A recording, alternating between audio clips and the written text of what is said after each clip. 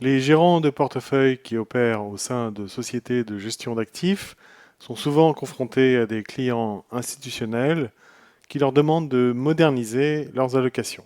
La tokenisation représente une évolution importante qui permet de représenter des actifs réels sous une forme numérique sur une blockchain.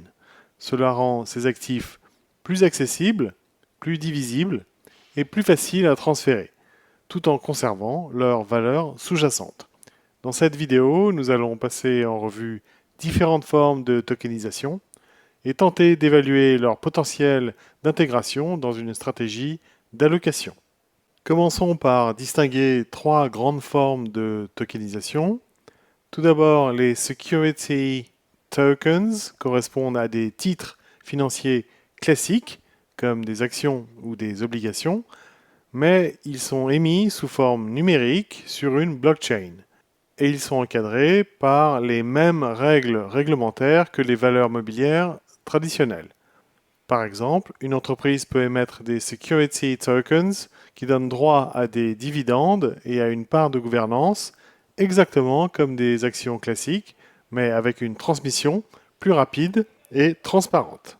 Ensuite, il y a les asset-backed tokens. Ce sont des tokens directement adossés à un actif réel tangible.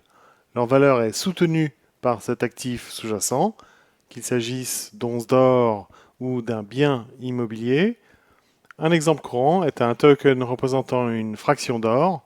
Dans ce cas précis, chaque token reflète une certaine quantité d'or, ce qui peut mettre en confiance les investisseurs. Enfin, la propriété fractionnée, fractional ownership en anglais, permet de diviser un actif ayant une certaine valeur en parts numériques. Imaginez un immeuble valant plusieurs millions d'euros. Grâce à la tokenisation, il peut se diviser en milliers de tokens valant quelques centaines d'euros chacun. Cette solution rend accessible aux petits investisseurs des classes d'actifs qui étaient traditionnellement réservées aux gros investisseurs. Le tableau comparatif que nous présentons ici résume les trois principales formes de tokenisation. Les security tokens sont les plus réglementés. Ils fonctionnent comme des titres financiers classiques, actions ou obligations, mais sur blockchain. Les asset-backed tokens sont directement soutenus par un actif réel, comme de l'or physique ou un immeuble, ce qui leur confère une grande solidité. Enfin, la propriété fractionnée permet de fractionner des actifs coûteux, rendant l'immobilier ou d'autres biens accessibles avec de petits montants. On voit que chaque forme répond à des besoins spécifiques, conformité réglementaire, garantie tangible ou accessibilité. Il incombe aux gérants de privilégier telle ou telle forme en fonction des recommandations ou du mandat qui est le leur. Mais pourquoi ces solutions intéressent de plus en plus les gérants de portefeuille? La tokenisation apporte plusieurs avantages dans la construction d'un portefeuille diversifié. D'abord, elle améliore sensiblement la liquidité d'actifs qui étaient historiquement difficiles à revendre rapidement, comme l'immobilier ou certaines dettes privées. Grâce aux plateformes secondaires, il devient plus facile d'acheter ou de céder des positions sans avoir à attendre des mois avant de trouver un acheteur. La tokenisation permet également un fractionnement très fin, ce qui aide les gérants à calibrer précisément les pondérations dans leurs allocations. Au lieu d'investir massivement dans un seul bien, on peut se contenter d'une exposition mesurée de 0,5% ou de 1% par exemple, ce qui réduit le risque de concentration. De plus, la transparence offerte par la blockchain facilite le reporting et la traçabilité, ce qui peut s'avérer particulièrement utile lorsqu'il s'agit de répondre aux exigences ESG de clients institutionnels. En outre, les coûts de transaction et d'intermédiation sont souvent réduits et les règlements peuvent se faire plus rapidement. Enfin, une poche modeste de 1 à 5% en actifs tokenisés peut apporter à un portefeuille d'actifs une diversification supplémentaire et une légère décorrélation par rapport au marché actions et obligations traditionnelles, tout en restant dans un cadre professionnel et réglementé. Nous avons vu les avantages de la tokenisation. Il est important de parler également des limites et des risques associés à ces technologies. Parmi les contraintes auxquelles il faut se conformer, il y a bien sûr le cadre réglementaire, avec des textes comme MiCA en Europe, des textes réglementaires qui sont souvent soumis à une constante évolution dans certains pays. Parmi les contraintes réglementaires, on peut penser à la conservation d'actifs numériques, qui peut exiger des dépositaires qualifiés et sécurisés.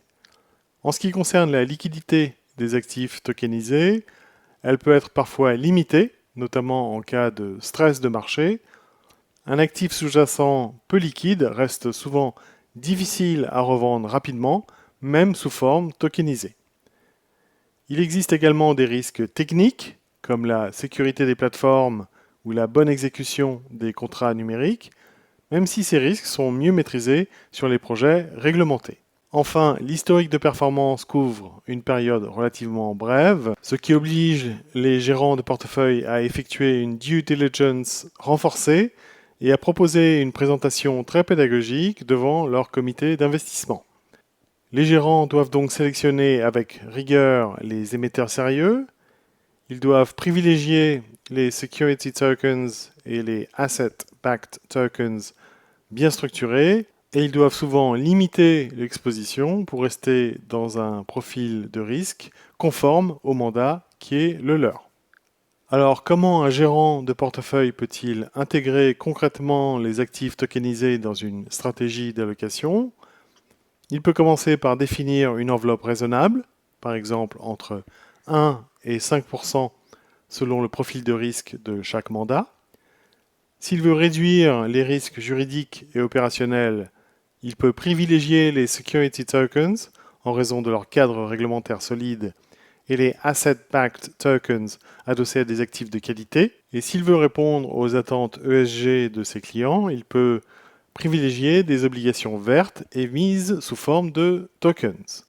Dans tous les cas, il doit exiger avant chaque investissement une documentation complète. Identité de l'émetteur, dépositaire, audit indépendant et historique de liquidité. Il doit également évaluer l'impact global de la poche tokenisée sur le portefeuille concerné en anticipant l'évolution de la volatilité et des corrélations. Cela lui permettra de présenter une recommandation argumentée et chiffrée à son comité d'investissement. En conclusion, la tokenisation ne révolutionne pas totalement la gestion de portefeuille, mais elle représente une évolution importante qui rend les actifs traditionnels plus accessibles, plus liquides et plus faciles à intégrer dans des stratégies d'allocation modernes. Avant d'utiliser les security tokens, les asset-backed tokens et la propriété fractionnée, il est néanmoins important de comprendre leur potentiel et leurs limites.